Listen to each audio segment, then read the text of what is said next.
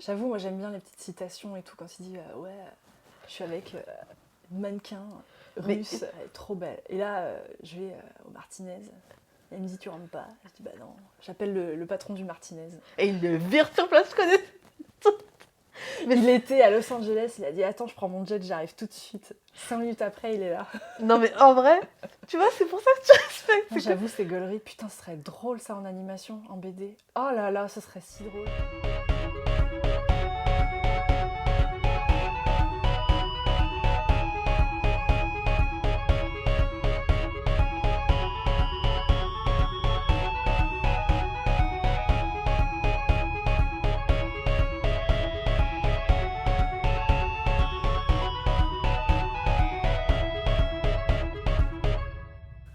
Dans cet épisode, nous parlons de Tradwife et de Finance Bros qui font des vidéos sur les réseaux sociaux.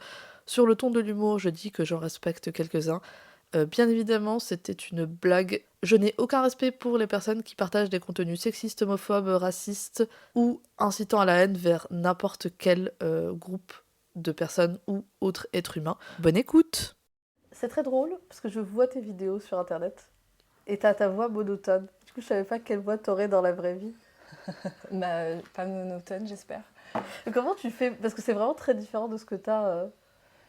Je sais pas trop. En fait, je pense que c'était surtout le sujet qui s'y prêtait. Après, quand je fais des vidéos parce que j'ai une maison d'édition, on édite des contes pour enfants. Quand on fait des vidéos là-dessus, j'ai pas du tout ce ton-là, par exemple. Donc, c'est vraiment, je sais pas, peut-être une carrière de voix off manquée, j'en sais rien. Tu fais de l'édition de livres pour enfants? Ouais. C'est excellent. Ouais. J'ai rencontré du coup ma collaboratrice qui s'appelle Jaka il y a 4 ans à peu près maintenant, 5 ans. En fait, son idée, c'est de récupérer des contes et des légendes de l'Afrique et de la Caraïbe et de les réécrire avec des morales plus contemporaines et de les éditer, donc à la fois pour les figer dans le temps, enfin en garder une trace écrite, parce qu'il existe peu, voire pas de traces écrites de ces histoires-là, parce qu'il y a la tradition orale et aussi parce que colonisation, esclavage et toutes ces joyeusetés. Moi, donc, je les illustre et puis on les imprime comme ça. Et il y a aussi des versions sonores qui sont produites avec chacun des livres. Et pour les versions sonores, on voyage dans le pays où se passe l'histoire à chaque fois, ouais, pour enregistrer et garder le plus d'authenticité possible. Ah oui, parce que j'avais vu que tu travaillais sur un livre. Ouais, C'est ça. ouais, c'est Je ça. savais pas qu'il y avait une version sonore. Du coup, vous allez vraiment dans le pays? Ouais, en fait, là, le premier livre, il se passait en Guinée. Donc là, c'est Jaka qui s'est rendu en Guinée. Et là, le deuxième, c'est entre le Sénégal et la Colombie. Donc on est allé aux deux. Ça doit être hyper enrichissant, surtout pour toi quand tu illustres et tout. Et tu travailles sur des projets comme ça. En plus, être complètement dans le pays, ça te donne encore plus de références, plus de vision sur le sujet. Complètement, parce qu'il n'y a pas que avoir de l'exactitude dans les paysages. En fait, je pense que c'est même l'ambiance le plus important à retranscrire. Et en fait, je trouve que ça, tu t'en rends pas trop compte quand tu vas sur Google Images, etc. C'est vraiment quand tu es sur place. Puis après aussi, ça permet de discuter avec les gens et aussi de... Je sais pas, il y a une espèce de respect aussi de la culture dont tu t'inspires pour écrire l'histoire. Où en fait, quand tu t'y rends, tu discutes, juste t'écoutes, quoi. Tu essaies de retranscrire au mieux l'ambiance et le vécu et l'histoire de ce pays, de ces gens-là, à ce moment précis, quoi. C'est hyper intéressant comme approche et ça te permet aussi de découvrir beaucoup de choses. Et de savoir de quoi tu parles, parce que parfois... Complètement, ouais, ça c'est hyper important pour moi, parce que Jaka, pour le coup, elle a vraiment énormément de connaissances à ce niveau-là. Elle est guinéenne et ses parents l'ont toujours beaucoup instruit sur ses origines, et sur sa culture et sur l'histoire, etc. Elle partait en Guinée très souvent pour aller voir sa famille. Moi, j'ai moins de connaissances à ce niveau-là. En fait, ça fait du bien, en fait, juste d'être humble parfois et juste de ne pas parler, d'écouter et d'être une éponge et de juste se servir de ce que moi je sais faire pour retranscrire ce que les autres savent. Retranscrire par mon langage l'histoire et ce que j'ai pu écouter, en fait. Bah oui, c'est hyper important parce que, tu vois, un exemple sur des sujets comme ça, les mille et une nuits. Ouais. tout le monde, quand t'as des représentations de ce livre-là, ou de ce récit, c'est toujours le Moyen-Orient, le truc, les pyramides. Le truc, en fait, c'est que ça a été écrit au Moyen-Orient. Et dans le Moyen-Orient, dans le livre, c'était dans un pays lointain. Donc, en fait, quand tu fais tes recherches et tout, bah, c'est basé sur... Le pays lointain, c'est la Chine. Donc, théoriquement, Aladdin, bah, ça aurait été très différent des pyramides et de la... Enfin, pas de pyramides, mais Ouais, du sable et tout. ouais. Enfin, tu vois, il y a beaucoup de projets, je trouve, ça se voit qu'on t'a parlé d'un truc et t'étais assez confiant pour être en mode j'ai pas besoin de faire de recherche. C'est vrai, parce que quand c'est ancré autant que, par exemple, en effet, les contes des mille et une nuits, quand c'est autant ancré dans la culture et dans l'histoire, en fait, juste tu prends ça comme une vérité générale et tu dis oui, bah c'est comme ça. Enfin, moi, avant que tu me le dises, je savais pas que. Je savais que c'était dans un pays lointain, mais en fait, je me suis jamais posé la question de est-ce que ça se passe en Asie, enfin, en fait, j'en sais rien, tu vois. Bah Juste, oui, c'est oui. là. Ça fait des centaines d'années qu'on en parle et qu'on les connaît, qu'on les réécrit, qu'on en reparle. Et en fait, mais c'est comme les fables de La Fontaine, par exemple. Les fables de La Fontaine, jusqu'à très récemment, je ne savais pas que la plupart de ces fables étaient soit inspirées, soit complètement calquées sur des fables issues plutôt d'Afrique, quoi. Mais c'est souvent le cas et c'est un peu transcrit. Après, tu vois, c'est pas pour dire que c'est pas bien ou. Mais c'est juste, parfois, tu perds un peu les origines, tu vois. Et puis après, tu perds aussi beaucoup de pattes. Par exemple, juste pour en revenir sur les Mille et une nuits, c'est pas pour dire que c'était un truc incroyable. Et bien sûr, ça a clairement besoin d'être écrit parce que j'en ai lu quelques-unes. C'est très problématique. Je ne le lirai pas à mes enfants.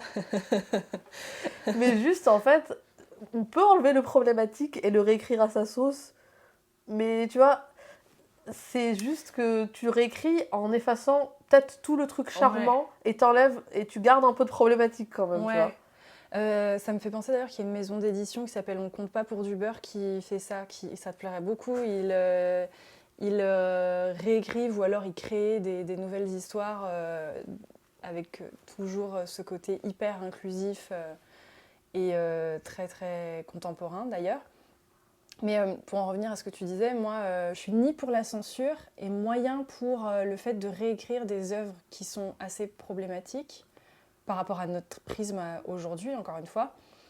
Je suis plus pour un dialogue et une remise dans son contexte, plus que pour une réécriture. Parce que je pense que les œuvres, elles appartiennent vachement à leur époque, tu vois. Et je suis sûre qu'aujourd'hui, on écrit des trucs, on se dit « Waouh, mais trop bien, on est trop woke ». Et en fait, dans 20 ans, les gens vont dire « Mais qu'est-ce que c'est que ce torchon? C'est horrible. Comment ça a pu passer? C'est scandaleux. » Donc, ouais, plus dans expliquer. Genre, par exemple, Blanche-Neige, tu vas le lire à ton gamin, on s'en fout, tu vois, tu vas le lire à un enfant. Et puis bah, après, bon, bah alors, t'en as pensé quoi? T'es là, oui, mais enfin, tu sais, Blanche-Neige, bah, elle est jeune quand même. Et puis le prince, elle le connaît pas. Enfin, c'est bizarre quand même. Puis après, tu vois, ça fait son petit chemin.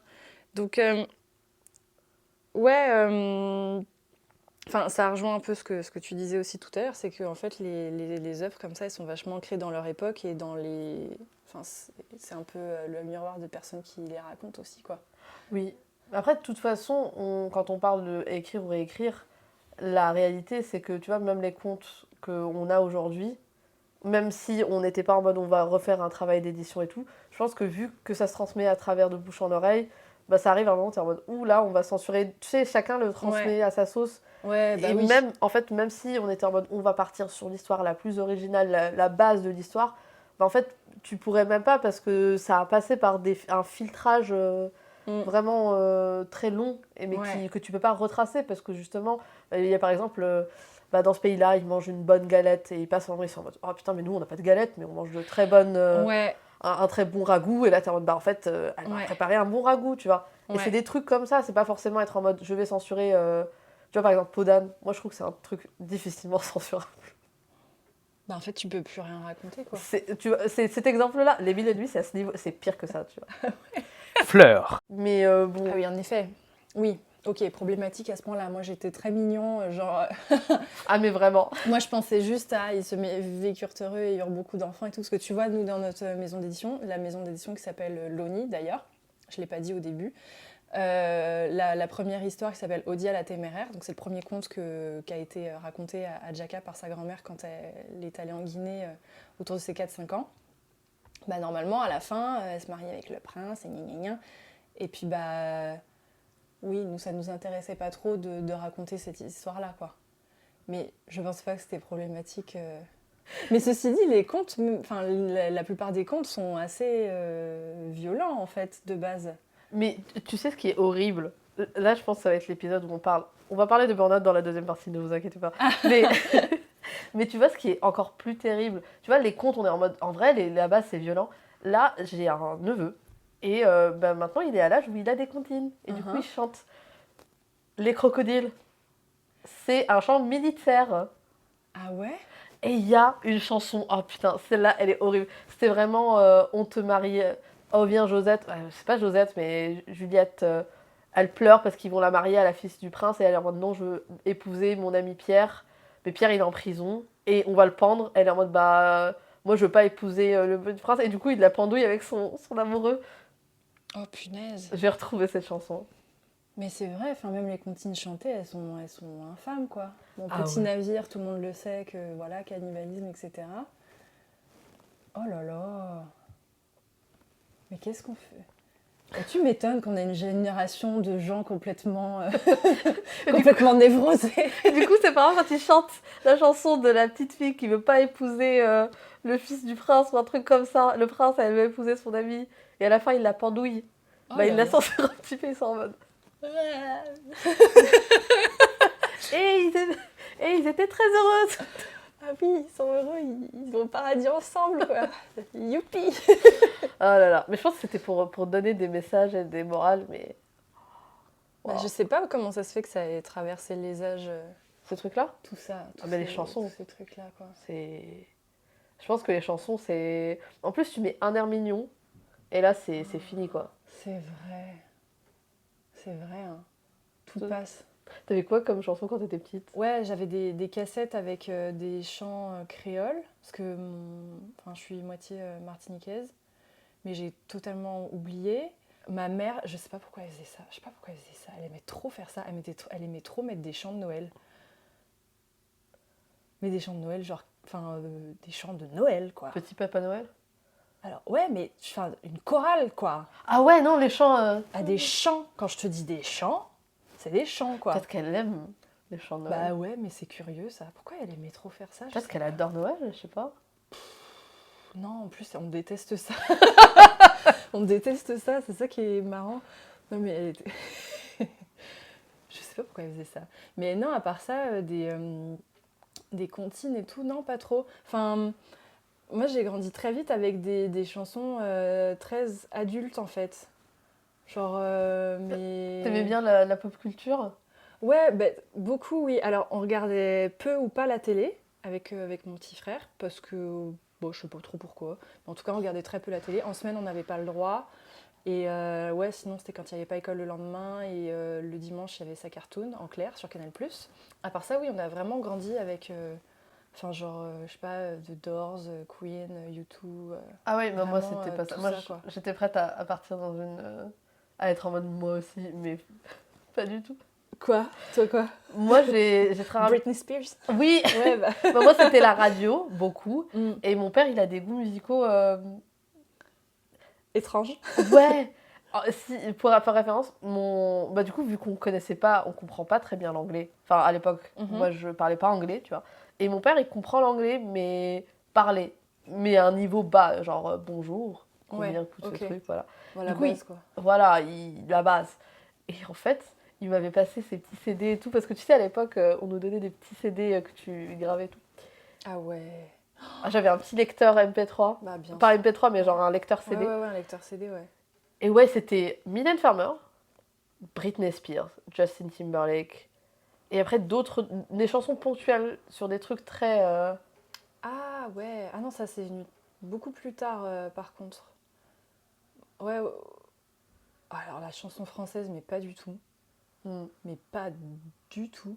Ma mère, elle aimait beaucoup Jean-Jacques Goldman, mais quand elle était plus jeune, et après, je sais pas. Mais, ah non, la chanson française, j'étais naze. Puis après, ouais... En fait, finalement, peut-être que j'étais pas trop pop culture jusqu'au collège parce que je voulais faire mon intéressante et je voulais faire la meuf un peu indie, tu vois, qui écoutait les Doors. T'avais des t-shirts Doors, t'allais pas Non, comprendre. même pas. M. Pokora, c'est pour les nuls. Ah, mais j'ai jamais écouté ça de ma vie. Je connais juste Photo de toi, là. Puis quand il a fait la reprise de Goldman. Non, toi, t'écoutais ou pas Matt Pokora, d'ailleurs? Moi, j'ai un souvenir très spécifique autour de Matt Pokora. C'est un jour, et les filles, étaient en mode... mes copines, enfin, Ouais. les filles du coup, elles étaient en mode ah, j'adore M. Pokora et tout, tu connais cette chanson? Aujourd'hui, bah, je connais pas. Parce que, aussi, bah, la télé. Moi, j'avais pas de supervision télé, sauf que bah, la télé était nulle. Ouais, Parce que c'était des chaînes nationales. ouais. Et je regardais beaucoup de films inappropriés, mais pas, tu sais, de musique, de clips et tout. Ok. Du coup, bah, moi, je connaissais pas beaucoup de musique, quoi. Et Ouais. du coup, j'étais en mode M. Pokora, Je connais pas.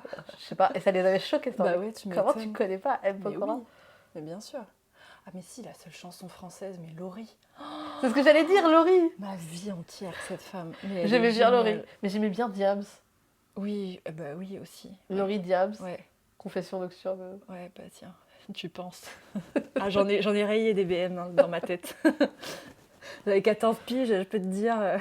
Mais tu vois, quand tu réécoutes des chansons, t'es en mode. En vrai, ça provoquait des émotions fortes en nous.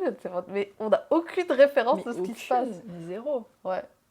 Et je trouvais ça assez rigolo parce que j'écoutais Skyrock le soir, Radio Libre, en cachette, Oui. avec mes écouteurs comme ça. Et quand ce son est sorti, donc ça a fait un raz-de-marée pas possible, succès de fou et tout. Ça a été un vrai phénomène où en fait t'avais des nanas qui se faisaient tromper par leur gars ou qui avaient des suspicions de tromperie et qui défonçaient leur caisse. Et Ça, là- ça les a inspirés quoi. Mais tu vois, c'est tellement dramatique. Mais en fait, on en revient à ce qu'on disait au tout début, hors antenne, sur les prénoms, c'est à quel point la culture populaire et les œuvres de façon générale, que ce soit musicale, enfin tout en fait, ça a un impact sur ce que font les gens, enfin vraiment ça a une réelle influence sur ce que font les gens quoi. Ah bah oui, mais jusqu'à aujourd'hui, hier, je faisais ma boumeuse et j'expliquais ça à un groupe de De trentenaires. jeunes. Non, de trentenaires, j'étais en mode vous connaissez, je sais même plus comment il s'appelle, le petit hippopotame mou quelque chose, moumine? Non, tu sais, c'est Si, un... les moumines, oui c'est ça. Non, Ouais. l'hippopotame qui est né en Thaïlande. Qu'est-ce que c'est quoi? Mais t'as pas vu tous les mèmes sur l'hippopotame né en Thaïlande? Non. Du coup, je vais te refaire mon moment boomer. Ah ouais, s'il te plaît. Mais c'est un vrai hippopotame? Bah en fait, du coup, c'est un bébé hippopotame qui est né dans un zoo Ouais. en Thaïlande qui s'appelle Mudeng. Ah ok. Et du coup, bah là, moi je savais pas pourquoi c'était un truc, moi je pensais juste que... Tu sais, parfois t'as des news en mode un bébé panda est né en Oui, Chine. mais en t'es en mode- général, c'est les pandas, c'est pas trop les hippopotames. Ouais, voilà. Et du coup, bah, Mudeng a fait un buzz sur les réseaux. Moi je le savais parce que je suis accro à mon téléphone. Et apparemment, le côté dark de ce truc-là, c'est que les gens, ils sont tellement à fond sur cet animal, qui a quelques mois, que le zoo, qui avait une capacité bah, de base de, je pense, 6000 personnes, maintenant, le nombre de visiteurs a doublé, voire triplé, parce que des gens, ils voyagent dans le monde pour venir voir Mudeng, parce qu'ils sont obsédés par cet hippopotame. Waouh. Et que le zoo, il est en mode, en fait, il faut qu'on retravaille nos infrastructures pour gérer les gens. Mais en même temps, moi, si j'étais la personne qui gérait ce zoo, je serais en mode, je vais pas investir de ouf parce que Non, je sais parce pas. que ça, dans 3 semaines, c'est fini. Hein. Dans 3 semaines, il y a un crocodile qui est né en Floride, et là, boum, tout Oui, le les monde gens part vont là-bas. passer à autre chose très très vite. Hein. Mais ouais. Ah waouh. Mais enfin ça aussi, parce que je te dis la pop a une influence sur les gens, mais enfin les réseaux sociaux de façon générale. Il y a des endroits qui sont pas du tout touristiques de base.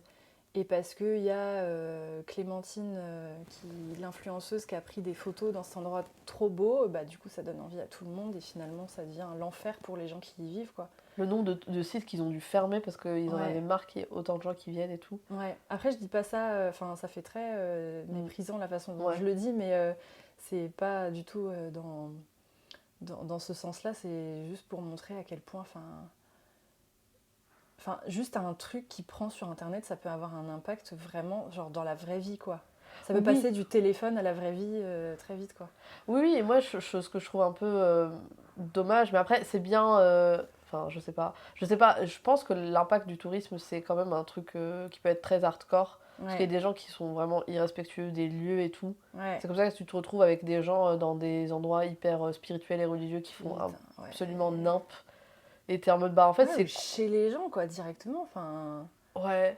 genre, quand je suis allée à Venise en 2018, là, Et tu sais, vers Venise, t'as 2 petites îles super mignonnes où les bâtiments, les maisons sont hyper colorés. Mais en fait, je dis les bâtiments, mais c'est chez les gens. Et du coup, il y a plein de personnes qui sont très très mal polies, qui vont se prendre en photo devant chez les gens, qui vont se mettre comme ça sur le pas de la porte. Et des fois, t'as des gens, ils sont là, genre, ils ouvrent la porte, ils sont là, mais casse-toi, enfin, c'est chez moi, t'es chiant, enfin, tu bouges mon paillasson, c'est relou, quoi. Ah mais c'est vraiment terrible parce que oui ça devient un décor Instagram mais la réalité c'est que Ouais, c'est un être humain qui vit oui, là et mais tout. en fait, je disais que ça passe du téléphone à la vraie vie, mais en fait, il y a des gens qui sont encore bloqués dans leur téléphone, même en étant dans la vie. Enfin, ça fait un truc Inception un peu. Ouais, Je sais pas si les gens vont comprendre, mais en tout cas, dans ma tête, c'est très clair. c'est ouf Ça doit quoi. être fatigant, ouais. Bah ouais surtout quand Puis ça ce fait du flux. jour au lendemain. Ouais, et puis surtout que ce flux, en fait, il a aucun impact positif sur la vie de ces gens-là, quoi. Ça, ça, ça c'est mon coup de gueule sur les gens qui font des trucs de voyage et tout. L'autre jour, ils m'ont proposé une vidéo, ça m'a énervé. Je me suis dit, putain, c'est ça le problème du tourisme. Et pourtant, je suis pas contre le tourisme, je suis en mode le sens commun, les gars. C'était une meuf qui disait, c'était une américaine, qui disait si tu voyages dans un autre pays et tu sais pas et t'as peur de rester dans des quartiers chaud patate, voici ma technique. Moi, j'étais en mode ma technique, c'est je Google quartier où ne surtout pas rester. En général, la liste Google, elle est assez claire, quoi. Et je Mhm. trouve qu'elle est aussi extrêmement spécifique parce qu'il y a des endroits où c'est en mode là, tu vois, c'est chelou. Et j'y vais, c'est en mode Ouais, effectivement, c'est chelou. Elle a dit vous trouvez un McDo, un Starbucks et vous trouvez un hôtel à côté de ces endroits-là. Et vous êtes sûr de trouver un endroit safe. d'accord. Mais je sais même pas pourquoi. Et je suis en mode, mais c'est quoi l'intérêt en Bah, fait? c'est quoi l'intérêt de pas. Ouais, c'est curieux. Mais surtout, je me dis, mais aussi, c'est-à-dire que tu vas vraiment à des endroits où tu es en mode là, je veux qu'il y ait un flux de tourisme avec plein de trucs mondialisés autour. Enfin, tu visites même pas l'endroit. Ouais, moi, c'est surtout ce point de ralliement que je trouve assez curieux, quoi. Parce que finalement. Enfin, elle est où l'authenticité? C'est où Bah, l'intérêt? l'intérêt, C'est c'est un pas peu bizarre. l'authenticité, hein. Ouais. L'intérêt, c'est de venir et Et d'avoir ton pumpkin spice là, trop bizarre. c'est trop étrange. Après, c'est une technique comme une autre, hein. J'imagine que je sais pas, surtout quand t'es une femme, t'essaies de. Mais enfin, même en tout cas, Ah, je moi, sais pas, ça me fait un peu bizarre cette technique. mais moi, je suis une femme et jamais je prends un hôtel dans un endroit touristique. Bah non, moi non plus. On est Puis après, d'accord. quand c'est. Enfin, pas touristique n'est pas égal à ça craint et tu vas te faire kidnapper dans la rue, enfin je crois. Mais je pense que touristique, pour moi, ça fait plus en mode il y a trop de monde et t'es en mode je sais où Ouais. trouver des gens qui ont. Ceci dit, ça peut peut-être avoir quand même un côté rassurant, Ouais. mais pour le coup, pour moi, je vois pas trop l'intérêt. Après, si tu fais ça, ma foi, chacun a son moyen de se sentir safe, hein. Peut-être que tu peux pas vivre sans tes nuggets, you do you. Mais Là, on est en enfin, en train tout de cas, roaster les gens qui aiment les nuggets. ouais, bah moi aussi j'adore ça, mais bon, pas, moi non, pas moi. Ça m'intéresse pas trop. Lucie. Transition nulle. Je vais me faire un jingle transition nulle. Ouais. Un des sujets sur lesquels on avait échangé pendant notre Mhm. première rencontre, c'est le burn-out. Ouais. Est-ce que tu veux parler de ton burn-out ou pas du tout? Alors oui, oui, bah, moi je pense pas déjà que... Enfin non, c'est... Oui, je pense pas que j'ai fait un burn-out, vraiment. Après, est-ce que c'est la positivité un peu trop présente qui me fait dire ça? Je ne sais pas. Mais vraiment, non, je pense pas que j'ai fait un burn-out. Je pense juste que j'ai fait du petit surmenage, quoi. Un burn-out, 20% de burn-out. Ouais. Tu sais, les burn-out, c'est chaud, quoi. Enfin, vraiment, c'est que t'es dans un état dépressif, c'est que tu peux plus bouger de ton lit, t'es plus motivé, tu fais des crises d'angoisse, t'arrives pas à dormir, etc. Moi, j'ai pas fait tout ça, hein. Bon, ça a été compliqué, hein. Je suis pas en train de diminuer, mais j'ai pas du tout été dans cet état-là, quoi. Heureusement. Mais en tout cas, ouais, ouais, ouais, non, c'est bon. C'était pas facile, quoi. Ouais.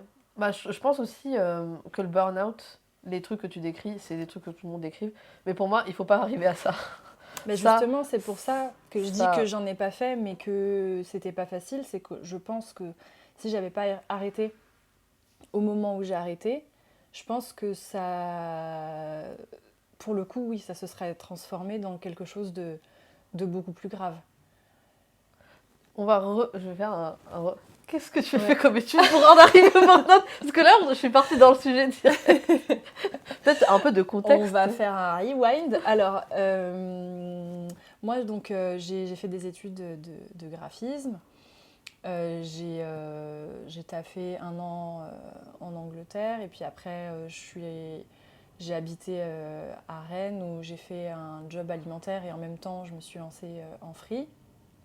Et ensuite je me suis installée à Paris en 2019 et j'ai direct travaillé dans une toute petite boîte de com dans lequel sur ma fiche de poste c'était marqué infographiste mais je faisais beaucoup. Enfin, en fait, j'aurais dû avoir 5 fiches de poste différentes.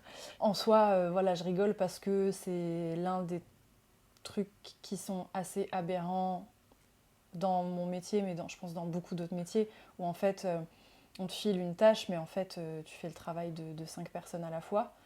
Enfin, tu fais 5 métiers différents dans la même journée. Ce qui peut être problématique dans beaucoup de cas. Je te parlais de surmenage tout à l'heure, ça peut ajouter de l'eau dans ce moulin-là. Mais moi, c'est pas quelque chose qui m'a dérangée parce que de base, je suis très polyvalente, très curieuse et tout, et au moins je pouvais apprendre à faire plein de trucs. Mais voilà, c'était une petite entreprise, c'était situé dans un endroit, dans une banlieue dans Paris qui est pas du tout attractive, où en fait, à midi, je mangeais dans la boîte et puis après, pendant le Covid, on devait manger sur nos bureaux. Et puis en fait, cette habitude, elle n'a jamais été perdue. Donc en fait, à partir de 2020, je fais que bouffer à mon bureau. En fait, j'avais aucune coupure. Je pouvais même pas sortir pour bouffer. Je pouvais même pas sortir pour boire un café. Enfin, ça vraiment, ça a été quelque chose. Et puis après, bon, mes collègues, je m'entendais très très bien avec mes collègues. Hein. C'était pas du tout le souci. Enfin, vraiment des gens super cool et tout. Je rigolais beaucoup. Je m'entendais super bien. Mais des gens, la plus jeune, elle avait 50. J'ai pas envie de la vieillir. Bichette, 53, je crois, 54. En tout cas, c'est plus âgé que toi. 56. Oui, beaucoup plus âgé que moi, quoi. Ah Beaucoup ouais. plus âgé que moi. Puis surtout, vibe, esprit de travail, c'est très différent en fait. Bah oui, parce que ma boss, du coup, ouais, donc dans sa soixantaine, quelqu'un de très, très, très, très moderne sur plein d'aspects, mais dans sa technique de management, tu vois, un peu trop vertical tu sais, genre de truc, ah ouais, moi faut que je gueule. Elle criait beaucoup, elle criait énormément. Et ça, en fait, j'avais appris à faire abstraction complet. Mais en fait, à force, je me suis rendu compte que j'avais un problème avec le bruit. Et tu vois, mon ancienne coloc, elle est chanteuse. Et donc, elle faisait souvent ses vocalises et tout ça. Donc, franchement, ça, bon, voilà, elle fait son travail quoi en soi. Moi, je m'en foutais. Et en fait, un matin, j'ai commencé à faire un début de crise d'angoisse parce qu'elle faisait ses vocalises. En fait, là, je me suis dit, ouais, j'ai un problème avec le bruit, quoi, en fait. Bah oui, oui. Et puis, j'ai fait une crise d'angoisse au bureau un jour où elle hurlait. Genre, vraiment, j'arrivais pas à respirer. C'était la première fois que ça m'arrivait. Moi, je suis pas trop quelqu'un de stressé, de nature. Sauf quand je vais prendre l'avion. Mais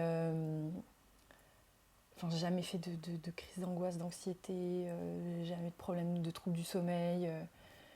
Enfin, jamais eu tout ça, quoi, tu vois. Et là, genre, elle gueulait, elle gueulait, elle gueulait. Et là, alors, je n'arrivais plus à respirer. Je suis sortie, crise de larmes, mais incontrôlable. J'arrivais plus à respirer, j'arrivais plus à respirer. C'était horrible.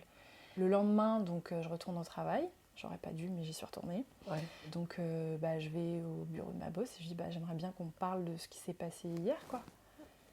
Et puis là, non, en fait, t'as fait une crise d'angoisse, c'est ta faute, parce que tu as fait une erreur. En plus, je sais que tu te fais suivre. Et quand elle a dit ça, j'ai fait waouh.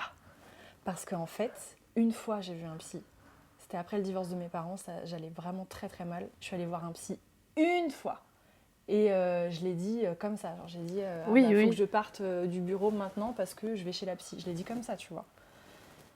Et ça, elle s'en est servie contre moi. Faut pas dire ça devant des gens d'un C'est certain sorti âge. comme ça. Et devant tout le monde. Et je le sais, parce que mon père m'a toujours dit, Lucie, le travail, c'est un milieu de requins. Quel que soit ce que tu fais, c'est comme ça. Tes collègues, c'est pas tes potes. Ne sors jamais ta vie privée au travail. Je l'ai suivi à la lettre. Ça a été la seule erreur que j'ai faite. elle s'en est servie contre moi.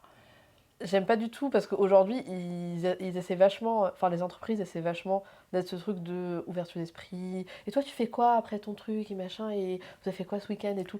Honnêtement, quand quelqu'un entre dans ton bureau et te dit ah, c'était cool ce week-end, moi je suis allée faire ça et c'était cool. Et toi, t'as fait quoi? C'est pas un chit-chat classique. Ça peut l'être, mais souvent, c'est une requête d'information.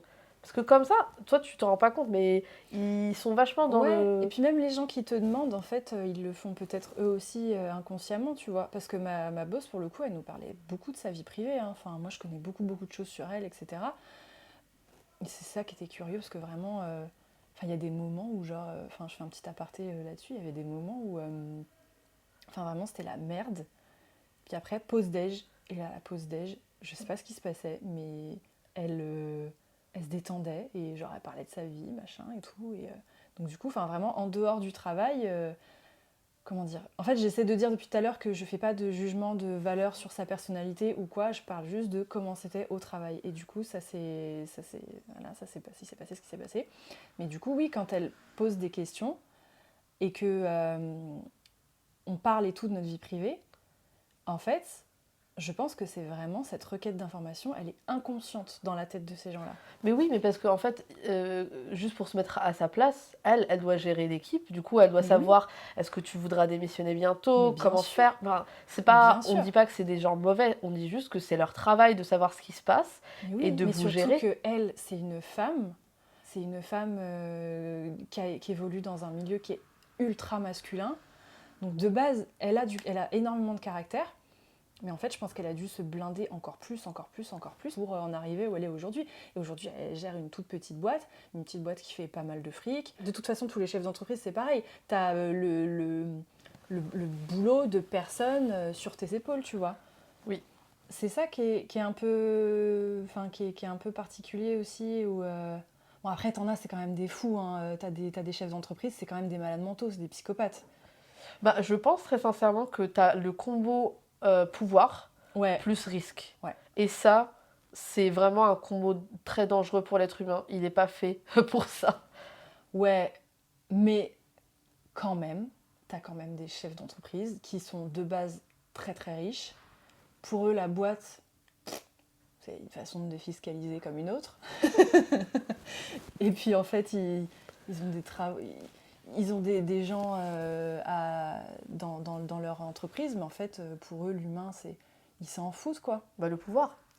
Oui, on en revient là, en fait. En vrai, t'imagines, t'es en mode, si demain, je vire 20 personnes, il y a 20 personnes qui auront pas qui vont être en panique et tout. Enfin, ça fait quelque chose, quoi. C'est pour ça que moi, je pense qu'il y a beaucoup de gens qui sont dans des situations de pouvoir, ils sont déconnectés, hein. Enfin, imagine gérer tout un pays ou gérer même... une partie importante d'un pays comme l'électricité ou quoi. Ah, franchement, ça te fait un peu... Je pense que tu as un peu intérêt, c'est plus dans ton intérêt d'avoir une personnalité narcissique quand tu as autant de pouvoir dans les mains, parce que je pense que tu dors beaucoup mieux la nuit. Mais de toute façon, tu peux pas faire ce métier-là quand tu es une people personne. T'imagines, enfin, je sais pas si toi, mais moi j'étais dans des métiers enfin, dans des situations où il y avait des chefs de projet qui tournaient. Et en fait, t'en avais un, il faisait 3 mois. Et t'es en mode, ah non, je peux pas faire ça. Et t'es en mode, ah, 3 mois. Lui, il est resté 2 ans. Là, t'es en mode, ok. Mais quand tu vois surtout plein de gens qui sont en mode, ah non, c'est une situation que je peux pas, quoi. T'es en mode, bah, je sais pas. En vrai, j'ai l'impression que parfois, quand on parle de chef de projet et tout, on a tendance à soit être en mode, ils ont beaucoup de travail et tout, soit être en mode, c'est des vilains méchants. Mais la réalité, c'est juste que c'est pas ton pote. Et ça... c'est très compliqué. Et c'est même pas genre une connaissance, non. C'est même si aujourd'hui tu te poses et face à toi pendant la pause déj, il y a le chef de projet et vous rigolez et vous reparlez de je sais pas quel film, la réalité c'est que à la fin de tout ça, bah il y a quand même ton intérêt, son intérêt. C'est ça. Et c'est pas... C'est pour ça que j'essayais de faire un peu une mise en contexte par rapport à l'expérience que moi j'ai eue. C'est qu'en fait, moi j'ai mon chemin à moi, elle a son chemin à elle, elle a ses intérêts à elle, elle a ses responsabilités, elle a ses problèmes, elle a ses trucs à elle. Moi j'ai mes trucs à moi, mes collègues ils ont leurs trucs à eux, et en fait, on n'est pas potes. C'est des collègues. Et autour de ça, en fait, tout ce qui gravite, c'est la machine joyeuse du capitalisme. C'est qu'il y a des gens, il faut qu'ils bouffent, il faut qu'on ait nos projets, il faut qu'on fasse notre argent, il faut que tout le monde soit payé, il faut que tout le monde soit augmenté, il faut rembourser telle chose, telle chose, telle chose. Et en fait, je pense que c'est aussi pour ça que j'ai pas eu trop de séquelles graves de ce travail-là. C'est que en fait, tu relativises et tu te dis en fait, ça n'a rien à voir avec moi, quoi. Je trouve que dans le travail, un des trucs qu'on crée, c'est un lien. Et du coup, quand on crée ce lien, le deuxième truc qui vient juste après, c'est cette pression. Et d'être en mode, il faut finir ça demain. Mais la réalité de beaucoup de fois, il n'y a pas de... Enfin, il y a une deadline qui a été créée par un mec ou une meuf qui a été posée. Mais la réalité, c'est que la Terre va pas exploser si cette deadline n'est pas prête. C'est pas pour dire, respecte pas tes deadlines, mais juste pour dire, si toi, il y a une semaine où tu bosses à fond et que tu n'y arrives pas, et tu sors à 20h tous les soirs et tu es en PLS, tu es en mode, il faut que je la fasse, c'est horrible. La réalité, c'est que faut pas faire ça, faut juste être en mode, cette deadline ne marche pas pour moi, pour X, Y, Z. Et tu as l'impression qu'il y a cette pression, quoi. Constante. Après, je pense que c'est quand même un juste milieu aussi à avoir. Quelquefois, il faut un peu se transcender. Enfin, en tout cas, moi, c'est ma conception du travail, où quelquefois, il faut un peu se transcender, surtout si ton travail te plaît et que, même si la Terre s'arrêtera pas de tourner, parfois, il y a quand même des enjeux qui sont assez importants derrière. Mais d'un autre côté, il faut quand même se distancer de son travail et à la fois, oui, comme tu dis, se dire, écoute, si j'y arrive pas, qu'est-ce que je te dis à un moment donné j'y arrive pas, point final. Et après, la pression, elle vient aussi parfois de la manipulation de tes supérieurs ou des gens qui te donnent du travail. Et aussi ce côté où, en fait, mettre de la proximité, ça fait aussi que tu as deux grosses raisons de te mettre la pression, de rencontrer cette deadline, etc. C'est que à la fois, parce que ton travail est hyper important et que, en fait, tu es le centre de l'univers et que si tu le fais pas, tout le monde va mourir dans d'atroces souffrances, mais aussi, il faut que je finisse cette deadline. Comme ça, mon boss, il va me mettre une petite tape sur l'épaule et ça va être trop bien et je vais pouvoir... et il sera fier de moi et c'est trop cool parce qu'il m'aime bien et si je le fais pas, il va plus m'aimer, tu vois. Donc, c'est pour ça que cette proximité dont tu parlais là, elle est doublement dangereuse, quoi. Mais après, il faut pas non plus trop le voir mal parce que je connais plein de gens qui s'entendent super bien avec leurs collègues et leurs boss, quoi. Oui. Mais en fait, qui les voient en dehors et ça se passe très bien, tu vois. Mais moi, je suis pas en mode arrêtez de parler à vos collègues, mais juste... moi, je dis juste, il faut faire très attention à ce que tu donnes comme information. Ouais. Surtout quand tu es en mode, tu vois, ça c'est vraiment un peu un truc perso. Et je pense aussi qu'il faut savoir le juste milieu de... Tu vois, si je finis ce truc-là, ça me rapporte un épanouissement personnel et je me sentirai fière de moi. Ça, c'est cool. Tu bosses à fond pour ça et à la fin, tu te sens bien, c'est bien. Tant mieux pour toi. Mais si à la fin, t'es misérable tout le temps, c'est pas bien. Et le problème, c'est l'équilibre, quoi. Ouais. Et c'est cool de s'entendre avec ses collègues et tout. Mais j'aime pas... Un des derniers trucs que j'aime pas, c'est... Tu peux boire des coups avec tes collègues. Tu peux faire des after-work. Tu peux être hyper proche et... Enfin, hyper dans le sens où tu te sens très à l'aise avec ça. Mais la réalité de tout ça, c'est qu'il faut aussi que tu aies des gens en extérieur. Parce qu'il y a beaucoup de gens qui s'enferment un peu dans leur travail. Et là, du coup, t'es H24 sur ton travail. Et je pense que le fin mot, c'est juste l'équilibre. De juste savoir être dosé, de être en mode, je veux être épanoui professionnellement. Parce que X, Y, Z, peu importe la raison que tu mets derrière, on s'en fout. Parce qu'au final, si ça te fait du bien, c'est bien. Mais... parfois, tu rentres dans un truc et tu t'engouffres, et c'est pour ça que tu as un pré-burnout où tu te sens juste pas bien et un peu enfermé, où tu es en mode toute ta vie devient ce point culminant de finir un truc, et en attente, tu attends un autre truc qui va venir juste après, et ça fait juste une succession de projets. De la productivité tout le temps. Mais ceci dit, il y a des gens qui vivent pour ça et qui sont super épanouis comme ça aussi. Hein. Ouais. Genre, tu vois, les mecs qu'on voit sur TikTok, là, qui se lèvent à 5h et c'est froide. Alors ça, je te le dis... Moi, j'y crois, hein. Moi, j'y crois pas du tout. Moi, je pense que c'est des mythos. Et le seul que je respecte des TikTok guys, tu vois ce mec qui raconte des dingueries. C'est lui. J'adore. Ah, mais c'était un prank, moi. Tu sais pourquoi je le respecte? Parce que lui, il est arrivé, il était en mode, je vais mentir, mais pour de vrai. Tu vois, tout vous, je me réveille à 5h, je fais une cold plunge, je fais mes investissements, je refais du sport. tous les trucs stéréotypes, bah, lui, je pense qu'il est arrivé. Et pour moi, c'est même plus un TikTok bro. Pour moi, c'est une performance d'art créatif, c'est une prank. Ah ouais, tu crois? Je pense que c'est une prank du monde. Et le problème, c'est que je pense qu'au début, il était en mode ouais, je vais me mentir de ouf. Et là, ça a décollé, du coup, maintenant, il y croit un peu en son. Ah mince. Mais il dit des dingueries. Ah, Ah j'adore. ouais. J'avoue, moi j'aime bien les petites citations et tout quand il dit ouais, je suis avec une mannequin Mais russe. ultra bonne, vraiment la plus bonne. Elle est trop belle. Et là, je vais au Martinez. Elle me dit tu rentres pas. Je dis bah non. J'appelle le patron du Martinez. Et il le vire sur place, je connais. Mais il était à Los Angeles, il a dit attends, je prends mon jet, j'arrive tout de suite. 5 minutes après, il est là. Non mais en vrai, tu vois, c'est pour ça que tu respectes. Non, j'avoue, c'est gaulerie. Putain, ce serait drôle ça en animation, en BD. Oh là là, ce serait si drôle. Tu veux savoir le truc excellent que je suis tombée sur ça et j'adore.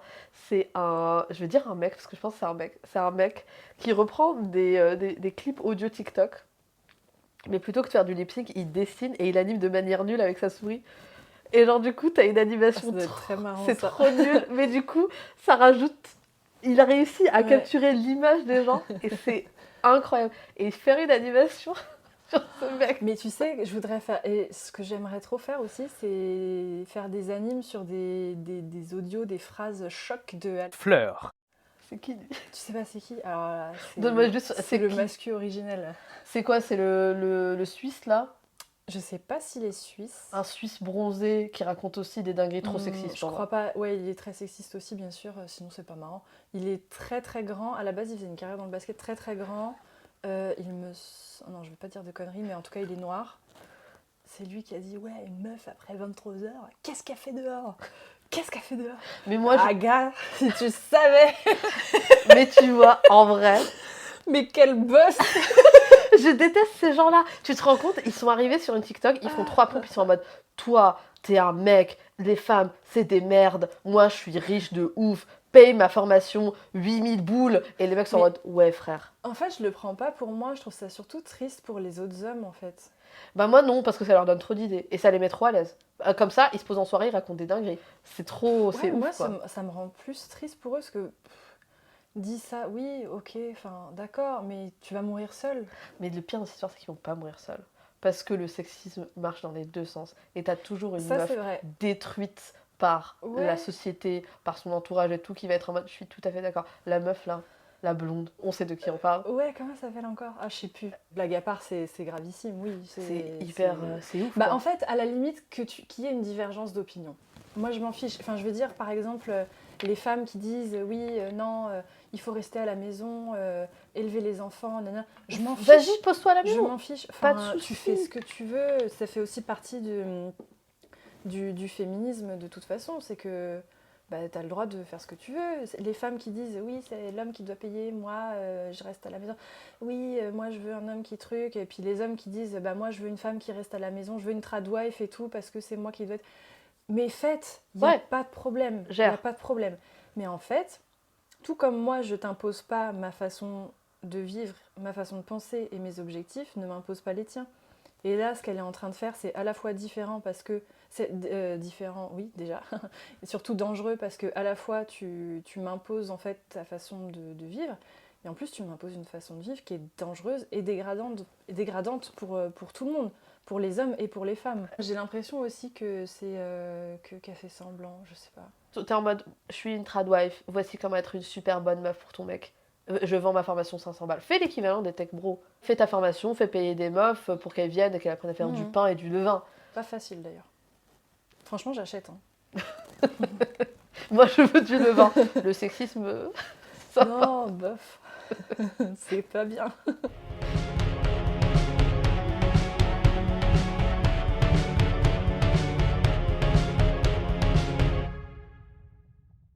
Alors, j'ai regardé un peu ton feed Instagram Mhm. et j'essaie de descendre jusqu'au bas. Oh. Est-ce que tu te rappelles des premiers trucs que tu avais dessinés? Que j'ai mis sur Instagram, tu veux Ouais. dire? Alors les premiers, il me semble que je les ai supprimés. Mais au tout début, j'ai commencé à prendre des photos en mettant le filtre, tu je sais plus comment elle s'appelait, Montserrat, je sais pas quoi là. Donc ça donnait des photos ignobles, Rose avec un peu de violet, ouais. Voilà. Ah, terrible ça. Et je dessinais beaucoup les gens que je suivais. Et d'ailleurs, ça a donné lieu à une très belle amitié que j'ai avec Alicia, qui est la créatrice de Bouclettes, les salons, je sais pas si tu vois, les salons de coiffure spécialisés dans les cheveux bouclés. Il y en a tellement. Et bah, celui-là, c'est le meilleur. Il y en a 3 à Paris. Non, 2, n'importe quoi. Il y en a 2 à Paris, un à Lille. En fait, on s'est connus parce que je suivais sa chaîne YouTube, je suivais son Instagram, et du coup, je l'ai dessiné. Et après, elle la reposte, on a commencé à parler, et depuis, on est copines. Ça fait super longtemps qu'on est amies. Oh, c'est trop mignon. Ouais. Elle entend un bébé, là. Oh, Oui. mais c'est trop mignon. Ouais. Ah, c'est trop cool. Ouais. Ça a commencé comme ça, Instagram. Puis après, je sais pas, des conneries, des BD, ce genre de trucs, quoi. Ouais, parce qu'à la base, tu dessines des BD. Alors, on va faire l'intro peut-être maintenant. Ouais. Bonjour et bienvenue en Crédit Ligne, la podcast où on parle de tatou mais pas que. Aujourd'hui, mon invitée est Lucie. Bonjour. Enchantée. Moi, comme son nom l'indique, moi je suis Lucie. J'ai 29 ans et je suis illustratrice et je fais de l'animation aussi. Au niveau de mon style, ça passe soit par un style assez instinctif où je fais pas trop attention si c'est bien dessiné, etc. Ou alors à des trucs beaucoup plus travaillés, ou du coup le total extrême où c'est des choses beaucoup plus travaillées avec de l'aquarelle, de l'encre, etc. C'est quoi le truc que tu préfères dessiner? En fait, ça dépend de ce que je veux dire. Donc quand je raconte des histoires un peu rigolotes, ça va vraiment être toujours le trait hyper instinctif. Parce que vu que je raconte une histoire et un moment, etc., ça s'y prête beaucoup plus. Et sinon, quand je vais utiliser un style un peu plus travaillé, franchement, je sais pas trop. J'aime bien dessiner des personnes avec des physiques marquants. Par exemple, j'aime beaucoup les très grands nez, dessiner les très grands nez. Ou ça va être des scènes un peu oniriques, un peu surnaturelles, je dirais, je pense. Ah, surnaturel? Ouais, je crois. Genre alien et tout? Non, c'est toujours un peu humanoïde en fait. Ouais, Ouais. non mais l'environnement un peu spatial. Je sais pas. J'avoue que j'ai pas trop. C'est toujours difficile de parler de son travail en fait, j'ai l'impression. Pourtant, tu travailles depuis un moment. Ouais, mais en fait, j'ai toujours dessiné sans vraiment trop réfléchir, je crois. C'est cool ça. Oh, quel privilège. C'est super sympa. Ah oui? Bah ouais. Moi, je sais que j'ai mis très longtemps, je travaille toujours, essayer de trouver son style, quoi. C'est un Mhm. truc hyper compliqué. J'ai l'impression qu'il y a aussi beaucoup de gens qui disent qu'ils sont à la recherche justement de leur style et tout. Et toi, t'y vas et instinctif, quoi. En fait, j'ai toujours dessiné et je me suis jamais trop posé la question de. Ouais, vraiment, j'ai jamais trop réfléchi. C'est tellement instinctif et tellement logique. En fait, je me pose jamais devant une table en me disant, allez, il faut que je dessine. Je me dis vraiment, genre, bon, là, let's go, on va voir. Et puis voilà. Hein. C'est trop cool. Mais En vrai, je non, crois que bien. c'est assez commun. Il y a un moment où j'écoutais énormément d'interviews de Claire Bretécher et je crois qu'elle en parle un peu comme ça aussi. Elle dit oui, bon, ouais, je fais, et puis voilà. Puis de façon assez décomplexée, par exemple, quand elle faisait des planches pour le Nouvel Observateur, elle disait oui, bon bah voilà, à l'époque, j'étais tout le temps en retard. Puis en fait, je le faisais l'après-midi pour le soir, et puis bah fallait forcément que je boive du whisky pendant que je dessine et tout. J'ai l'impression que c'est toujours une forme de truc qui est hors de toi. Ça veut dire, soit tu le fais instinctivement, tu n'y penses pas et ça se passe très bien, ou soit en fait tu dois le faire, tu sais, et en fait c'est une torture parce que tu es là, il faut que ça sorte comme ça, et puis faut que ça... Enfin, tu vois, j'ai l'impression que vraiment c'est un truc qui est hors de toi et qui n'est pas nécessairement réfléchi, quoi. Ouais. Donc voilà, c'est pour ça que j'arrive pas trop à définir, même si ce que je fais, c'est pas non plus... c'est pas... Bon, c'est pas non plus extraordinaire ou hyper métaphysique, mais j'arrive pas trop à définir, quoi. Est-ce que tu as toujours dessiné des BD? Ouais, toujours. Peut-être pour ça. Oui, T'as dessiné sûrement. sur toi? Tu dessinais toi et... Ouais, en fait. C'est ce que tu vois. un des seuls trucs que je sais dessiner, mais genre, c'est moi. Ah, tu veux dire me représenter moi? Non, mais quand je parle de trucs que je connais ou Ah que j'aime oui, bien, oui. tu vois, là, je suis en mode tac, tac, tac, et ça sort Mm. direct, quoi. Oui, ouais, bah c'est beaucoup ce que j'observe en fait, en Mm. vrai. Par exemple, tu vois, si je devais dessiner une dystopie dans l'espace, j'aurais beaucoup de mal. Mais je pense que si je dessinais une dystopie, genre un monde dystopique en espace. Bah non, pas forcément, pas nécessairement au niveau de la technique et de la Non, oui, spatialité, oui, mais etc. Bon, ça, je veux dire, le niveau concept. mais niveau concept, niveau intrigue, niveau dialogue, Mais tu sais, pour en alors là, revenir sur un autre épisode de ce podcast, j'avais interviewé Bocat, qui est une personne qui veut se lancer dans le tatouage et qui fait des études de BD. Et justement, j'avais j'avais tout un pitch sur une dystopie et on avait parlé de pigeons ouais. en off, pas dans le podcast, mais allez écouter ce podcast, il est sympathique et tout. Mais j'avais dit, moi j'aimerais beaucoup refaire La planète des singes, mais avec des pigeons. Mhm. Et juste, c'était pigeons encore hyper musclés et tout. Punaise, hilarant, je veux voir ça. Hein. Mais j'essaie de dessiner ça, mais j'arrive pas à dessiner des hommes musclés parce que je suis une petite femme gratouille. Je dessiner ma coupe de cheveux quand je la change, mais je sais pas dessiner un gros mec musclé. Ah, mais ça aussi, c'est hyper frustrant quand t'as un truc dans la tête et que t'arrives pas à le sortir et à le dessiner. Ça, c'est tragique. Hein. Mais je vais, objectif, quand je lancerai cet épisode, quand il va sortir, Ouais, je dessinerai la statue de la liberté, mais genre avec une tête de pigeon. fais. Je t'en supplie. Moi, c'est les intrigues, toujours, c'est ridicule. Les intrigues, moi, ça me pose pas problème. J'adore écrire. Et j'ai perdu ça avec la prépa. J'ai fait une prépa scientifique. Je sais pas si tu vois. Si, mais du coup, tu pouvais plus faire des intrigues. Avec la prépa, vu que le thème était, il fallait lire 3 livres, fallait bouffer ces 3 livres, les connaître par cœur, sortir des trucs de enfin, fallait toujours faire un argumentaire et tout. Et bien après, j'ai arrêté de lire et j'ai arrêté d'écrire. Mais je crois que c'est un... je crois qu'il faut surtout pas faire ça. Apparemment. Enfin, après, là, on part sur autre chose sur lequel je suis pas... Enfin, je suis très très loin d'être une experte, mais... Bah, de toute façon, c'est comme le dessin aussi, c'est un truc qu'il faut travailler constamment, quoi. Bah oui, oui. Mais ça, vraiment, ça m'a tellement... Ça t'a perdu, Ouais. ça t'a fait perdre ta balancé, fougue. ouais. Toi, ça t'est jamais arrivé de perdre ta fougue? Je crois pas, non. Elle était toujours là. En fait, c'est le seul truc dans ma vie où j'ai vraiment confiance en moi. Pas dans le sens où je me dis je suis la meilleure, et gna gna gna gna gna, c'est pas du tout ça. Mais c'est vraiment ma zone de sécurité où je sais que quoi que je fasse, en fait, ça va bien se passer. Même si c'est moche à la fin, même si j'y arrive pas, même si truc, je sais que ça va bien se passer, en fait. Et je sais que... Bah alors, on aurait dit un rot de chantier, C'est grave ça. genre Cars, Ah oui. Ah putain, carrément. le tractopelle qui rote. Et je sais plus pourquoi je disais ça. Dessiner, perdre sa fougue. Tu es à l'aise avec le dessin? Ouais, en fait, j'ai vraiment confiance en moi là-dedans. Et puis, juste, c'est vraiment un truc que j'ai envie de faire toute ma vie. Donc, j'ai pas envie de m'arrêter, c'est tout, en fait. Genre, je me suis jamais posé la question, je me suis jamais donné Si, il y a un moment où j'ai douté, où je me suis dit peut-être que je vais faire autre chose de ma vie. Mais bon, mon prof de français, il m'a engueulée. Et du coup, j'ai fait, bon, non, ok, je vais faire ça. Ok, monsieur, je vous écoute. Je te jure, j'étais là, tu sais, c'était les vœux, la admission post-bac. Ouais, oh là là. Et j'avais mis fac de psycho dans mes vœux.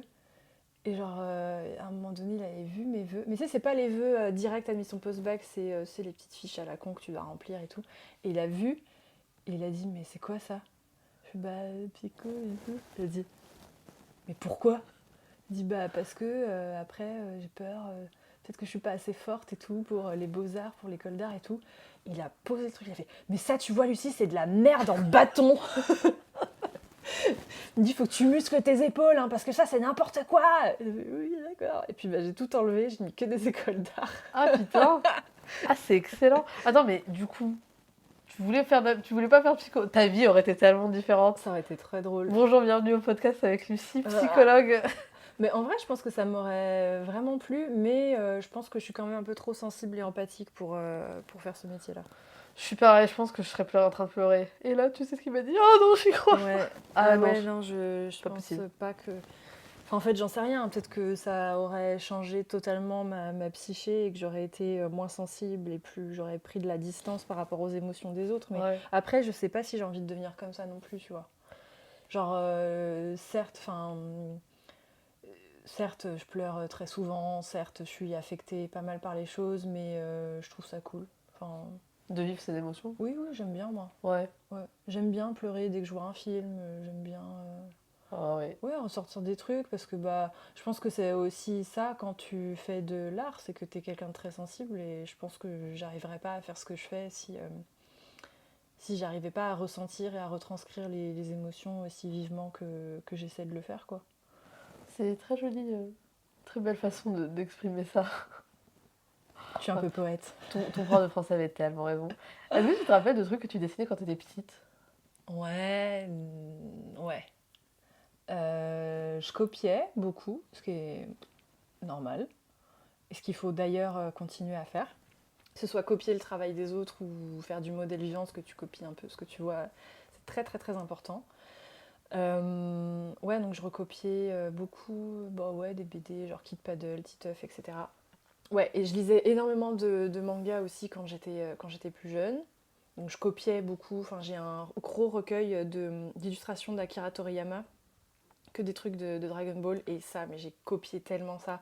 Et puis c'était aussi une manière de faire mon intéressante, parce que ah, tu peux me faire Naruto, tu peux me faire Dragon Ball, mais bien sûr, pas de souci, allez, soyons amis. Donc très pratique socialement. Et puis sinon, ouais, je faisais des BD de ma famille.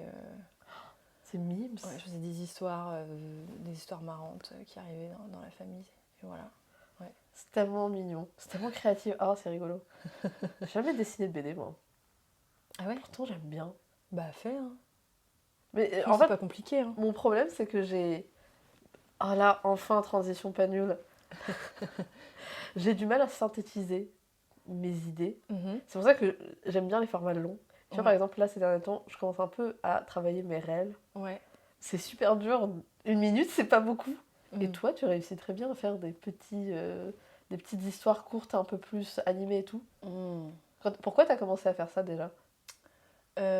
J'ai commencé donc cette série que j'ai baptisée Les Chroniques du Somme, parce que bah, je n'allais pas bien. En fait, ça fait 2 ans que je suis totalement freelance indépendante. La première année s'est super bien passée. Ce qui est curieux, normalement, la première année c'est l'enfer, mais moi ça s'était trop bien passé. Et la deuxième année, c'était atroce. Enfin, vraiment, j'ai fait très très peu d'argent, très peu de projets, les évolutions, ça n'évoluait pas comme je voulais, etc. Et du coup, bah, j'ai voulu raconter ça. Et ça faisait longtemps qu'on me disait ah mais tes BD elles marcheraient trop bien en animation, etc. Donc du coup je l'ai fait. Et puis ça a trop bien marché. Enfin, je m'attendais pas du tout. Du coup, pour en revenir à ce que tu disais pour le fait de synthétiser les choses, euh, hmm, t'es pas obligé de synthétiser non plus. Enfin, c'est juste parce que là le format il s'y prête bien, mais j'ai plein d'histoires très très très longues dans la tête, et donc non, enfin t'es pas obligé de synthétiser, hein. Mais moi, c'est ça le problème, c'est que plutôt que d'aller de un point A à B, même si c'est très court, Ouais. ma façon de raconter va dans tous les sens. Mais c'est pas grave. Juste tant que ça fait du sens, enfin on s'en fout, non? Juste à ta façon de raconter, t'es pas obligé de synthétiser et de faire des histoires qui tiennent sur 10 slides. Enfin, là, Ouais. c'est juste parce que le format s'y prête et que moi je vois ça comme une contrainte, et je trouve que de façon générale tu trouves beaucoup de liberté dans la contrainte. Mais sinon, non, enfin t'es pas obligé au contraire, moi aussi j'adore ça, les formats longs, donc fais ta BD de 350 pages et ça va être super, hein. Le problème, c'est que je vais m'arrêter à la page 3. Ça, c'est le deuxième. Ah bah ça c'est un autre sujet, ça. Du coup, t'aimes bien animer. Est-ce que c'est quelque chose que tu fais à la base? Quoi donc, animé? Oui. Euh, Pas trop à la base, parce que c'est long et parce que je dirais pas que je suis feignante, mais je dirais que je trouve tous les moyens possibles pour que les choses me prennent le moins de temps possible. Ce qui est différent de la feignantise, je pense. C'est juste une façon d'être efficace. Ouais, voilà, ouais. Euh, Ouais, tu vois, par exemple, mon premier livre jeunesse que j'ai édité du coup avec ma maison d'édition, Loni, le premier livre, Audi à la Téméraire, on a enregistré donc la version audio, on a organisé, pardon, je vais y arriver, une écoute au Palais de Tokyo. Et pour illustrer cette écoute-là, j'ai fait une espèce de... Enfin, j'aime pas dire court-métrage parce que c'est un terme beaucoup trop... Enfin, en tout cas, j'ai habillé l'audio avec des petites animations, quoi. Et ça, c'était très cool. Ça a duré 20 minutes, le truc, donc c'était très long à faire. C'était un court-métrage. Non, parce que la qualité, alors je ne veux pas du tout descendre mon travail, hein, mais la qualité et le rythme et tout ce qui se passe visuellement, c'est pas suffisamment poussé pour que je puisse appeler ça comme ça, je trouve. En tout cas, ça a le mérite d'exister. Oui. Tu l'as fait, c'est le plus important. Oui, voilà, et j'en suis très très fière. Encore une fois, je descends pas mon travail, mais voilà, c'est vraiment pour mes standards et pour les standards de tout le monde. De toute façon, j'appellerai pas ça comme ça. Mais en tout cas, c'est vers ce médium-là que je voudrais me diriger. À la base, je voulais faire des études de cinéma d'animation. Mais bon, comme mes parents, ces imbéciles, ils sont pas riches. Moi aussi. Ils sont relous, hein. Je suis en mode, t'aurais pu acheter 2 apparts à Non, Paris mais c'était en pas 60 compliqué. pour 3 euros. Bah voilà. Si, on se serait 2008, crise de l'immobilier. Au Bah. lieu de faire je sais pas quoi, là, t'aurais pu m'acheter une bicoque, j'en sais rien, moi. Mais non, voilà. Comme ces idiots, ils sont pas riches, bah, il fallait juste que je fasse des écoles publiques. D'ailleurs, dans le milieu artistique, je crois, encore une fois, je veux pas m'avancer, de mes connaissances, les écoles publiques sont de bien meilleure qualité que les écoles privées. Sauf... Il y a quelques exceptions, il y a la IR et il y a Émile Cole, qui sont des très très bonnes écoles apparemment. Bon après, voilà, je connais pas tout, hein, vous me corrigerez, voilà, je veux pas fâcher le... Mais bref, le cinéma d'animation, donc j'avais postulé à Estienne et à Roubaix, et bon, j'ai été prise à aucun des deux. C'est pas grave, hein. Tu as l'air désolée. Mais je sais que c'est parfois quand t'es jeune et c'est des échecs, t'es en mode, oh, dommage. Ah non, moi ça m'a jamais... Non. J'adore. Franchement, ça m'a jamais... T'es super chill, prof. Je t'envie. Je pense que c'est aussi parce que j'ai jamais trop eu de gros échecs. En fait, pour moi, quand c'est un échec, c'est quand t'as pas de plan B. Ah non, Pour moi, c'est ça un échec. T'es très... Ouais, t'es positive. Ah, Moi, ok. un échec, c'est... Je voulais le faire, je l'ai pas fait. Échec. Ah Mais ouais. je voulais faire une quiche, j'ai pas d'offre. Échec. Ah, c'est horrible. Ah ouais, non, moi je vois pas du tout les choses comme ça. Pas du tout. T'as été élevée de manière bienveillante? Ah grave. Voilà. Ouais. Voilà. Ah non, mais c'est vraiment une... Je pense que c'est vraiment pour ça aussi, hein. Ouais, mais c'est bien, hein. Tant mieux pour toi, hein, franchement. Ouais. Après, mon frère est aussi un peu dans cet esprit-là. Mais sauf que lui, il est beaucoup plus... Enfin, il a vraiment une vision tunnel et il est beaucoup plus travailleur que moi et beaucoup plus acharné que moi. Non pas que je ne le sois pas, mais lui, vraiment, il est capricorne. Lui, il est vraiment genre, c'est ça ou c'est pas ça. Et puis, si c'est pas ça, ce sera quelque chose de diamétralement différent, tu vois. Ouais. Donc... Je sais plus pourquoi je disais ça, je disais juste ça parce que j'aime trop parler de mon frère. À avoir... Je pense que c'est parce que j'aime beaucoup parler de mon frère que je disais ça, je sais pas. Ah, bah bisous le frère de... Ouais. Et ah si, il y avait... Mais pourquoi je te dis ça aussi? Parce que... Tu voulais faire une école d'animation. Ouais, je l'ai pas vécu comme un échec parce que, bah oui, enfin, il y avait des plans B, etc. Et que c'était pas grave et que de toute façon, les plans B, ça restait dans mon domaine. Et que en fait, bah, je me disais, bah l'animation... écoute, je peux très bien apprendre toute seule. Preuve en est, j'ai appris toute seule. Par exemple, ça me fait penser à quand je voulais faire Erasmus, en fait, je voulais absolument faire une école d'illustration en Angleterre. Sauf que, bah, tu sais, tu as des partenariats avec les écoles. Et du coup, bah, y avait pas de partenariat avec une école qui faisait de l'illustration.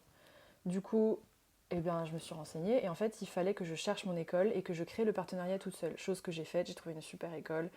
J'ai envoyé les paplards et tout. J'ai dit à mon prof, c'était pas mon prof, mais bon, au prof qui s'occupait de ça, envoyer les papiers et tout pour qu'il les signe. Et comme ça, bah, je vais dans cette école, ça va être trop bien. Il l'a pas fait en temps et en heure, du coup, j'ai pas eu cette école-là. Mais J'ai eu autre chose, un truc pourri, mais bah écoute, c'est autre chose quoi. Puis, et puis bah, j'ai fait plein de trucs quand même. Ça m'a pas empêché de faire des trucs et d'évoluer et de créer des opportunités. Et voilà. Je sais pas, ça joue peut-être aussi avec le fait que j'étais jeune.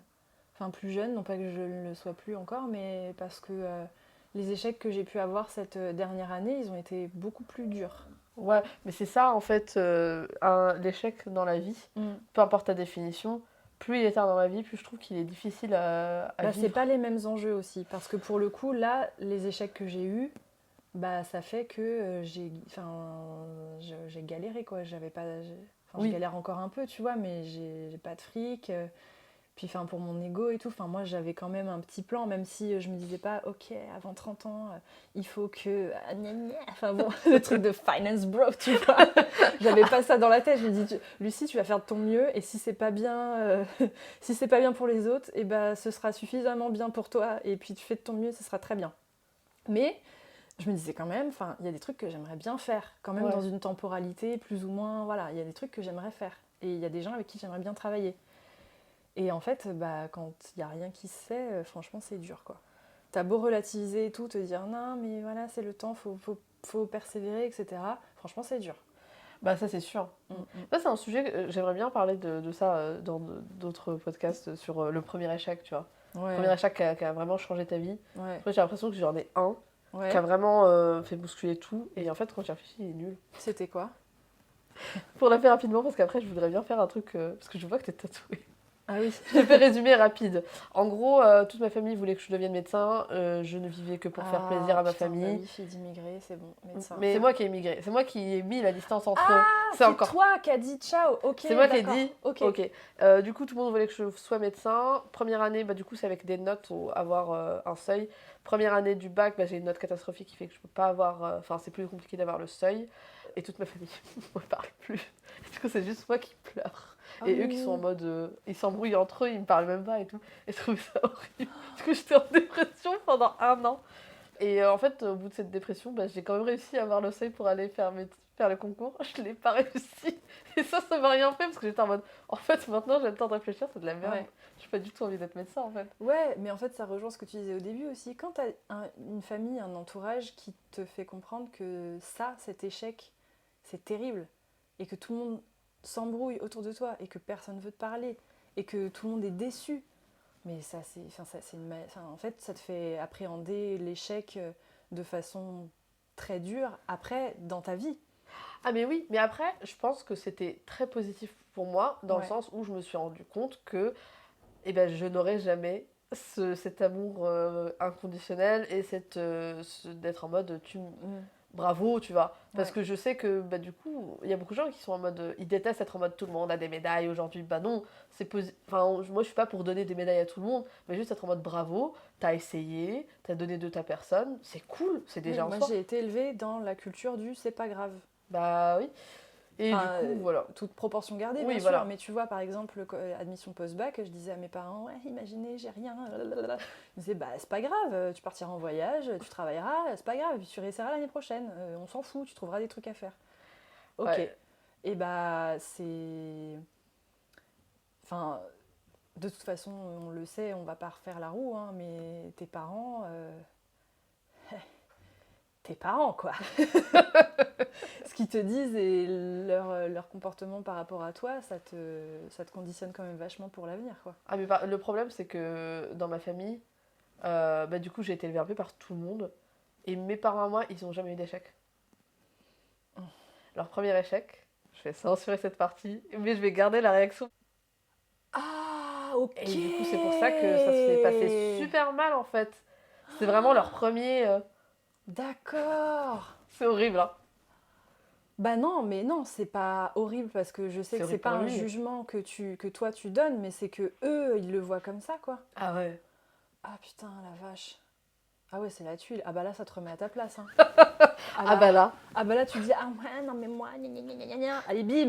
Et ben en fait, t'es comme tout le monde, ma vieille. Et oui, et c'est pour ça vraiment, c'est... bah oui, bah écoute, ça te remet les idées en place.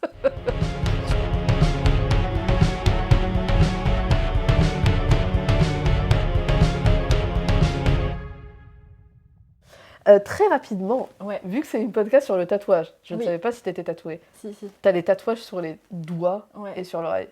Est-ce que tu veux bien parler de 3 de tes tatouages préférés sur ton corps? Ouais, alors.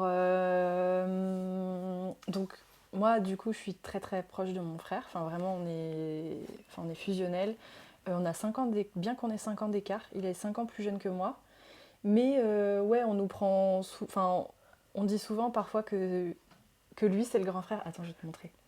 Parce que c'est un grand mec musclé. Enfin, il est plus grand que toi, physiquement. Tu, n- tu ne crois pas si Ah non, bien il est dit. petit. Ah, si, mais Bah, grand c'est ça. musclé, voilà. Attends, je vais te le montrer. J'aime trop le montrer aussi. Pour créer la surprise. Pourquoi ça va être un truc très différent? Ah oui! Ah, j'adore!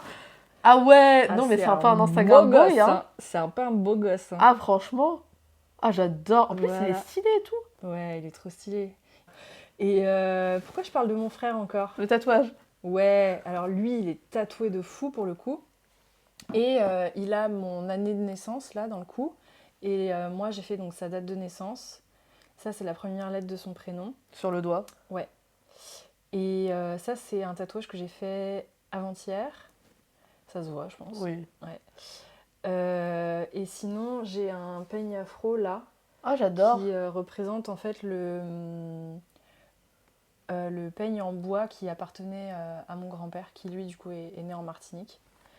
Et voilà, ouais, c'est ça mes tatouages préférés. Ah, c'est cool. Ouais. Très, très mimes. Bah, merci beaucoup. Bah merci à toi. Et voilà. Est-ce que tu as un mot de la fin? Est-ce que tu veux faire la promo de ton travail? Ouais, carrément. Bah, du coup, mon Instagram, c'est lucie.melien, Meslien, que je dicte comme quand je dicte pour faire des trucs administratifs.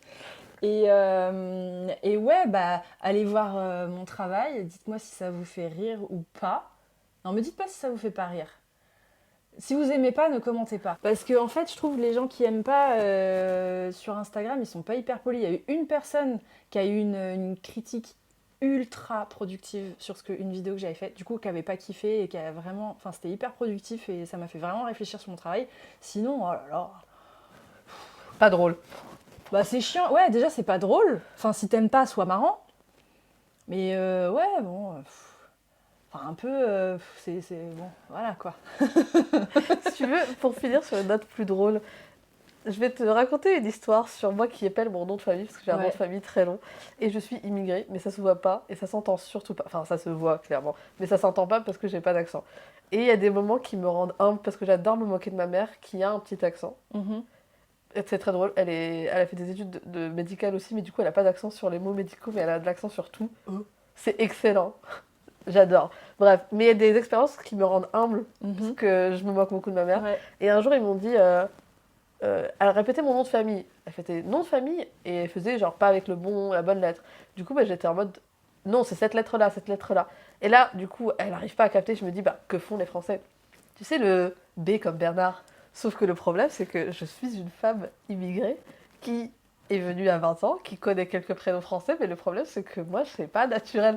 Du coup, si je voulais épeler Mélien, j'ai fait M comme Mohamed. Mélanie, E comme Esme, et là, vraiment, le S, j'ai sorti une dinguerie, un nom, mais genre trop, trop bizarre. Et la dame, elle a explosé Ah de ouais rire. Elle était en mode, vraiment, ça l'a fait mourir de rire. Et du coup, j'étais obligée de faire le reste des lettres parce que c'est un nom hyper long avec plus de 8 lettres. Et j'aurais mieux fait de faire M comme Mahmoud, E comme... Mais Sois Bien. fidèle à toi-même. Hein. C'est Bien. ça la morale de ce podcast. Soyez fidèle à vous-même. belle morale. Voilà. Et comme dit cette phrase que je reprends de Loïs dans Malcolm, si c'est assez bien pour vous, eh ben ce le sera pour les autres. Voilà. Bravo. Merci à vous d'avoir écouté cet épisode de Encre les lignes podcast avec Lucie Melien, lucie.melien sur Instagram. Il y a un S qui est silencieux, tout est écrit en description. Si vous l'avez aimé, n'hésitez pas à aller lui mettre 5 étoiles sur la plateforme où vous l'écoutez. Abonnez-vous sur la plateforme où vous l'écoutez. Abonnez-vous à Lucie. Allez voir son travail, allez acheter ses livres. Elle a aussi un Patreon. Donc, je fais la promo pour elle. Allez vous abonner à son Patreon, c'est très quali. Vous pouvez la suivre, elle fait pas mal d'events et d'activités. Donc, plein de trucs très chouettes. Et elle fait plein de réels qui sont très drôles. Donc, allez tout voir et tout liker. Voilà. Ceci est le dernier épisode de 2024. Waouh, quelle année, c'est allé très vite. Merci à vous si vous suivez depuis le début. Et si c'est votre premier épisode, bienvenue. J'espère que ça vous a plu et que ça vous a donné envie d'en écouter plus. Je fais une pause de fin d'année, donc on se retrouvera en 2025, mi-janvier. La date sera annoncée sur mon compte Instagram. Mais d'ici là, restez à l'affût parce qu'il y a plein de surprises qui arrivent. Merci pour votre écoute et je vous dis à l'année prochaine.